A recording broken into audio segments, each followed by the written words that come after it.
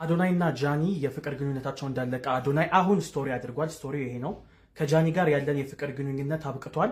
ምን ምክንያት እዚህ ደረጃ እንደደረስን እናንተ አዶኒና ጃኒ ተለያዩ። ሰላም ቤተሰቦች፣ ከጃኒ ጋር ተፈጥሮ የነበረውን ነገር ጋዜጠኛ ሶፎንያስ ዋሲሁን በፌዴራል ፖሊስ ቁጥጥር ስር መዋሉ ተሰማ። ህይወቴን ለማዳን እንደዛ ነው ቤት ወጥቼ ነው ያለሁት። አዎ አድኑልኝ ወገኖች፣ ተበላሸብኝ። ጠይፈውኛል እኔን ራሱ።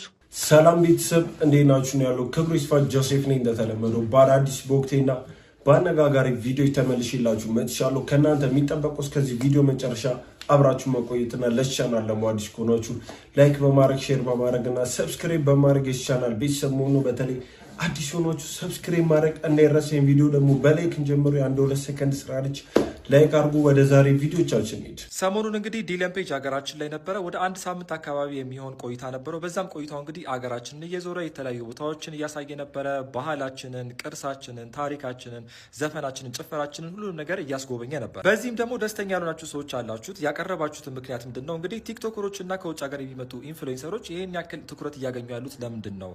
እኛ ለዓለም የምናሳየው የተሻለ ችግር የለብንም ወይ የሚል ነው። ሌላኛውና ሁለተኛው ከዲለን መምጣት ጋር ተያይዘው የተነሳው ያለው ትችት ምንድነው? እንግዲህ ኢትዮጵያን እስከነ ችግሯ ለምን ትክክለኛ ገጽታዋን አታሳዩም የሚል ነው። ልክ እንደ ረሃብ፣ ጦርነት፣ የኑሮ ውድነት፣ የዋጋ ግሽበት ሊሆን ይችላል። እነዚህ ለምን አናሳይም የሚል ሀሳብ። ከትችቱ በተቃራኒ ደግሞ የዚህ ሀሳብ ደጋፊዎች ወይም ደግሞ የዲለን ፔጅ መምጣቱን የሚደግፉ ሰዎች ደግሞ ኤክስፖዠር ይሰጠናል ወይም ደግሞ እይታን ይሰጠናል፣ ሰዎችን ወደኛ ይጋብዛል፣ ኢንቨስተሮችን ወይም ደግሞ የቱሪዝም ቢዝነስን ያሰፋል ወይም ደግሞ የግሎባል ኢንተረስትን እኛ ሀገር ላይ ያመጣል የሚል ሀሳብ ነው። ሌላኛው ደጋፊዎች ያነሱት ሀሳብ ምንድን ነው? እንግዲህ አፍሪካ የተቀባችው የድህነት ቀለም አለ። እሱም በዌስተርን ሚዲያ ነው። እስከዛሬ ድረስ በፖቨርቲ በችግር ነው የምንታወቀው። ታዲያ እንደዛ 24/7 በዛ የምንታወቀውን ድጋሚ ደግሞ ያን ማሳየት አለብን ወይ የሚል ሀሳብ ተነስቷል። ሶስተኛና የመጨረሻው ሀሳብ ምንድን ነው? እንግዲህ አሜሪካ የራሷ የሆነ ችግር አለባት። የአደንዛዥ እጽ ችግር አለባት።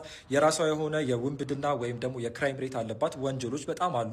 ሆምለስነስ አለ ወይም ደግሞ ጎዳና ላይ ያሉ ሰዎች አሉ። ቤት ያጡ ሰዎች አሉ። ነገር ግን ይህንን ሶሻል ሚዲያ አውታሮች አይሸፍኑትም ወይም ደግሞ ስለዛ አንሰማም። ሌላም ደግሞ ስኩል ሹቲንግ አለ። ይገዳደላሉ፣ ይተኳኩሳሉ። ግን ያንን ነገር ሰምተን አናውቅም። አሜሪካ ሁሌም የምታሳየው እንግዲህ ላንድ ኦፍ ኦፖርቹኒቲ የሚለውን ነው ማርኬት የምታደርገው። አሁን ደግሞ ወደ ራሴ ሀሳብ ስገባላችሁ፣ እስኪ እናንተ ከውጭ ሀገር የሚመጡትን ኢንፍሉዌንሰሮችና ቲክቶከሮች ስለ ኢትዮጵያ የሚያሳዩትን ጥሩ ገጽታ የምትቃወሙ ሰዎች አንድ ጥያቄ ልጠይቃችሁ። እናንተ ቤት ሌትስ ጀስት ሴይ እንግዳ መጣ ይባል። ያ እንግዳ ሲመጣ እናንተ ቤት ያለውን የቤት ኪራይ አለመከፈል፣ የአስፔዛ አለመሟላት፣ ባልና ሚስት ያላችሁን መጣላት ወይም ደግሞ የቤተሰባችሁን ሚስጥር ላይክ እና የቤታችሁን መቆሸሽ ቢያይ ምንድን ነው የሚጠቀመው? ያንን ሁሉ ምስቅልቅል አይተው ደግሞ እናንተ ቤት ይመጣሉ ወይ? በፍጹም ሊመጣ አይችልም። ኢትዮጵያ እንግዲህ በ77 ድርቅ እስካሁን ድረስ የምትታወቅ አገር ናት። ብዙ ዓለሞች እንግዲህ የሚያውቋት በረሃብ በችግር ነው። ሙሉ አፍሪካን ሲጀምር አፍሪካን ያሉትና ላይክ 50 ምናምን ሀገሮች እንዳሉም አያውቁም። አፍሪካ እንደ አንድ ሀገር ነው የሚሆነው።